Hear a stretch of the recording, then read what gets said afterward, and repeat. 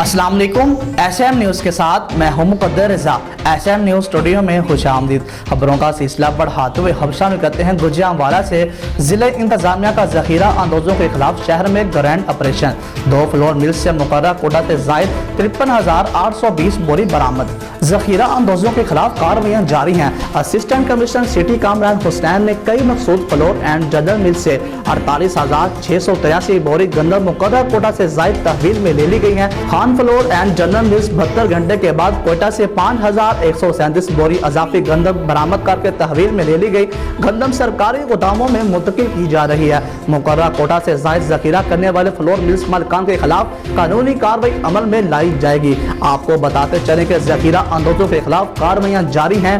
Assistant commissioner city Kamran Hussain ने कई मकसूद floor and general मिल से 48,683 बोरी गंदम मुकर्रर कोटा से जायद तहवील में ले ली गई है। Khan floor and general mills 72 घंटे के बाद कोटा से 5,137 बोरी अजाफी गंदम बरामद करके तहवील में ले ली गई।